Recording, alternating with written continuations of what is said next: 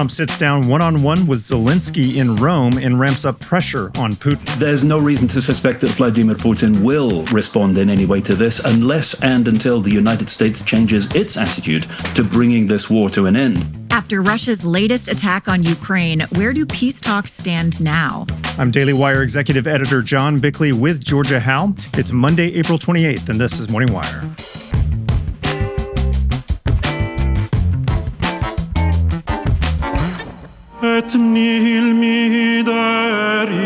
Hundreds of thousands of mourners gather in St. Peter's Square for the funeral of Pope Francis. We're celebrating a man of God who returned to God. And Trump vowed to make America safe again. Now, 100 days into his second term, we ride along with ICE agents in Boston as they arrest illegal immigrant criminals. This is what the administration wants. This is what the American people voted for. Thanks for waking up with Morning Wire. Stay tuned. We have the news you need to know. When your metabolism is working correctly, you feel the benefits in every aspect of life. With Lumen, the world's first handheld metabolic coach, you can gain insight and stay on track when it comes to improving your health. By simply breathing into my Lumen each morning, I can discover if my body is burning fats or carbs. The warmer months are coming. Spring back into your health and fitness. Head over to lumen.me/wire to get 15% off your Lumen. That is lumen.me/wire for 15% off your purchase. Thank you, Lumen, for sponsoring this episode. President Trump traveled to the Vatican on Saturday for the first foreign trip of his second term. There, he honored the Pope and met face-to-face with Volodymyr Zelensky as well as other European leaders. Daily Wire senior editor Cabot Phillips joins us now with the latest. Hey, Cabot. So we'll get to the Pope's funeral with Meghan in the next segment. But first, some big meetings took place this weekend and some iconic images actually came out of it. What did we see? Well, the first international trip of Trump's second term was a brief one. It only lasted 14 hours, but it was certainly consequential. While waiting for the funeral to start, President Trump and Volodymyr Zelensky huddled with Britain's Keir Starmer and France's Emmanuel Macron. It was a remarkable scene of political strength and, importantly, unity there in St. Peter's Basilica. It was. Another image shows Trump and Zelensky intensely meeting one-on-one on that famous floor. Now, keep in mind, this was their first encounter since Zelensky's just disastrous visit to the White House back in February. But this time, there were no advisors, translators, or video cameras. And by all accounts, things went much more smoothly this go-round. Zelensky called it a, quote, very symbolic meeting that has potential to become historic, adding that he and Trump discussed a full and unconditional ceasefire and reliable and lasting peace.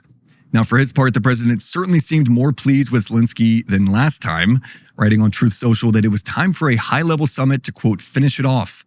In his words, most of the major points are agreed to. Well, now, following that meeting, Trump really ramped up the pressure on Putin, and he took to social media. What did he say to the president of Russia? Yeah, for months, Trump has been taking a more diplomatic approach with his Russian counterpart, implying it was actually Zelensky who was the reason that a deal had not yet been struck. But following Saturday's sit-down, he took a rare public shot at Putin, writing on social media that, quote, there is no reason for Putin to be shooting missiles into civilian areas, cities, and towns over the last few days. It makes me think that maybe he does not want to stop the war. He's just tapping me along. It has to be dealt with differently through banking or secondary sanctions. Too many people are dying. So Trump really escalating threats against Russia while these peace negotiations are going on. And where do those talks stand now? Well, it's been just an up and down few days. Last week, the White House threatened to abandon peace talks entirely if the two sides did not show more of a willingness to negotiate. And that seemed to get the ball rolling. On Friday, Trump's special envoy, Steve Witkoff, traveled to Moscow for a 3-hour meeting with Putin, which the Kremlin described as, quote, constructive and quite useful. They added the two sides had, quote, narrowed differences. That same day, as a sign of their willingness to make a deal, Ukraine reportedly sent the White House a new peace proposal that included a major concession. They would not demand all of their land back that Russia had taken. As Zelensky sees it, Russia is the one holding up a deal. He says that peace can only be reached if the U.S. continues to exert pressure on Putin. The Daily Wire editor emeritus Ben Shapiro traveled to Kyiv last week to sit down with Zelensky, and here he is making that argument. Now the question is Russia, and that is the only element in this construct that is not yet ready to put an end to this war, and we hope on the strength of the United States and the influence that the United States has on Russia. So for the Russia to agree to put an end to this war, it depends on them. Now, with regard to the international balance of power, we have a major election on our own continent going on this week. It actually relates to Trump in some ways. Tell us about what's happening in Canada. Yeah, a wild election for control of the Prime Minister's office will be decided today. And like you mentioned, in many ways, the defining issue of this race has been Donald Trump. Yeah. The election has hinged on which party Canadians feel will stand up to Trump best. To that point, 39% of Canadians now say Donald Trump was their top concern this election. That is second behind only the cost of living. In the winter, it looked like Pierre Poilievre's Conservative Party would cruise to victory, but acting Prime Minister Mark Carney's Liberal Party has been surging in the polls, and in large part, it's due to his promise to fight Donald Trump. To give you an idea of that message, here is his closing statement to supporters this weekend. America wants our land, our resources, our water, our country. President Trump is trying to break us so that America can own us. For his part, conservative Pierre Poilievre has taken more subtle jabs at Trump and instead chosen to focus on combating mass migration and reversing liberal Trudeau-era economic policies. But the polls are tight. This looks like a toss-up, and you can bet the White House is going to be watching these results very closely tonight. I'm sure they are a very crucial election for Canada in so many ways. Cabot, thanks so much for reporting. Absolutely. I want to introduce you to Beam's Dream Powder. It's a healthy nighttime blend packed with science-backed ingredients shown to improve sleep so you can wake up refreshed. Dream is made with powerful all-natural ingredients such as reishi, magnesium, and L-theanine, among others. Try Beam's best-selling Dream Powder and get up to 40% off for a limited time. Head over to shopbeam.com/wire and use code WIRE at checkout. That's shopbeam.com/wire and use code WIRE for up to 40% off. The world bid farewell to Pope Francis on Saturday, with world leaders, faithful Catholics, and mourners gathering in St. Peter's Square to honor his legacy. Joining us with the details is Daily Wire culture reporter Megan Basham. So, Megan, take us through the day. What was the scene like in the Vatican? Yeah, Georgia. I mean, obviously, this was a very emotional atmosphere. It was a reverent atmosphere, one of profound emotion. There were an estimated 250,000 people filling the square and surrounding streets, and millions more watching at home worldwide to pay their respects to Francis. The funeral was held at 10 a.m. local time in Rome, and it was very much a blend of tradition and the simplicity that Francis was so well known for championing. Just a bit about him. During his papacy, he chose to live in a simple guest house rather than in the papal palace. He also chose to live without internet and was famous for reading only one Italian newspaper a day. And he vowed to give up television 30 years ago and kept that vow until his death.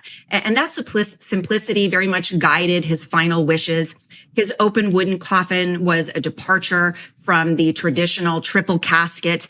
It lay at ground level in St. Peter's Basilica because Pope Francis wanted to be at ground level to show that he was with the people and not above them. And he also chose to be buried in his old black shoes rather than in the traditional, more elegant red shoes.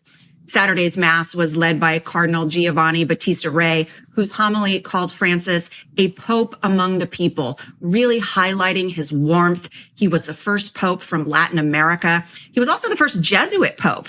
And after the service, his coffin was carried in a modest procession to the Basilica Santa Maria Maggiore, where Francis was laid to rest. And that was also a departure from tradition, but it fulfilled his personal wish to be buried at a site that he held personally very dear. Now, Megan, the guest list at this event was very remarkable. Who were some of the people there? Yes, as Cabot alluded to, this was a significant diplomatic gathering as well, with some 170 foreign dignitaries gathered. It included dozens of heads of state, just a few, of course, President Donald Trump, First Lady Melania Trump, Ukrainian President Zelensky, French President Emmanuel Macron was there, Argentine President Javier Milei representing Francis's native country. And then arriving in Rome, this was what Vice President J.D. Vance, himself, of course, a Catholic, had to say to C-SPAN when they asked about his being one of the very last people to meet with the Pope. I try to just, remember that I was lucky that I got to shake his hand and tell him that I pray for him every day because I did and I do. And then another notable moment here, Julian Assange, the WikiLeaks founder, was also among the mourners. He attended with his family to thank Francis for supporting him during his imprisonment. Now, Francis was also controversial in some ways and a trailblazer on some issues, correct? Yeah, very much. His nickname was the Great Reformer, and we do have to note that those reforms did tend to lean towards the progressive side. So we're going to see if the College of Cardinals selects a new pope who continues to follow in Francis's footsteps. Now, about that process, how does that work? Well, the conclave, of course, is a centuries-old tradition, and it takes place inside that sacred Sistine Chapel. Typically begins about 15 to 20 days after the death of the previous pope. So we're expecting it to start to take place somewhere between May 5th, May 11th. Only cardinals under the age of 80 can vote. So this time there are going to be about 135 eligible cardinals, and their first meeting, again, we'll see it in early May, and they will be under a strict oath of secrecy. These cardinal electors are sworn not to discuss anything that happens in that room. They are not to communicate with the outside world. No news media, no computers, nothing online. So when they've reached that 2/3 majority indicating that they have selected a new pope, we will know by the white smoke coming out of the Sistine Chapel. All right. Well, we're going to be watching that smoke very carefully. Megan, thanks for reporting. Of course, my pleasure. Since President Trump took office 100 days ago, encounters at the southern border have dropped significantly by as much as 95%. His promise of mass deportations is also underway. Daily Wire reporter Cassie Akiva just joined ICE as they patrolled the streets of Boston on an enforcement mission, and she joins us now. Hey, Cassie. So what did you see on your trip? Hi, John. I just wrapped up a 6-hour-long ride-along with the ICE director, Todd Lyons. I was with him and his agents and also other law enforcement agencies, including the FBI. And we were there to arrest criminal illegal aliens. So today we're out here, the Boston field office, both ERO and HSI, have a bunch of high-profile targets, the worst of the worst, that are out here in Massachusetts. Either they were released by a sanctuary jurisdiction who didn't honor an ICE detainer, or they're wanted on some type of immigration violation here in the United States. Director Lyons said that while his team in Boston is highly effective and actually one of the most effective in the country, there are many challenges because they are operating in a sanctuary jurisdiction, which means the local governments provide essentially no help. And they even take the criminal aliens from jails and release them onto the streets without giving ICE any warning. A police department, a sheriff's department, the state police have deemed these individuals a public safety threat and locked them up. Yet instead of working with the federal government, they decide to release them back on the street, which to me makes absolutely no sense. Now, on this mission, you saw a few arrests, correct? Correct. So on this mission, they had 5 targets. Only 2 were arrested. And the reason for that is before they arrest them, they surveil them for days. They're watching them. They're getting their movements. They're trying to figure out the best time to approach them. And oftentimes, the best time is to approach them is when they're leaving their house to go to work. You don't really want to arrest them when they're close to home because they might run back into the house and then you need a warrant. So when they see them on the streets on their way to work, they pick them up. But it was raining and a lot of these guys work outside. So because of the rain, they didn't go to work. 2 were arrested and they are the worst of the worst. Look at the first one we got, right? He had 2 counts of sexual assault of a child, right? That's not someone you want in your community. That's not someone who came here for a better life. That's someone that's committed violent crimes, and especially against the youth of the community. Second guy, he killed someone and left the scene of a vehicle accident, right? So these are definitely the worst of the worst. I think this shows exactly what President Trump and what Secretary Noem have been saying all along, that ICE's main focus is getting those worst and the worst out of the communities. So how have ICE agents' roles changed since Trump took office? 1, they're working a lot more. And 2, they feel like they actually have support. They have other agencies bringing people in and giving them what they need. They have an administration that is telling them that they have their back. So they feel good. They feel like there's morale. And they really kicked it into gear in the last 100 days. The first 100 days, we did more arrests than the previous state administration did last year. Wow. And I think when you look at those and you see those serious cases that we're out there getting, it shows that this administration is serious about public safety and making America safe again. We actually feel the backing to get out there and do our job. We also have the backing of the American public, though, right? Americans voted overwhelmingly that they want the worst of the worst. They want these criminal aliens out of our neighborhoods, out of our communities. Morale has increased because we have that leadership backing that we never had before.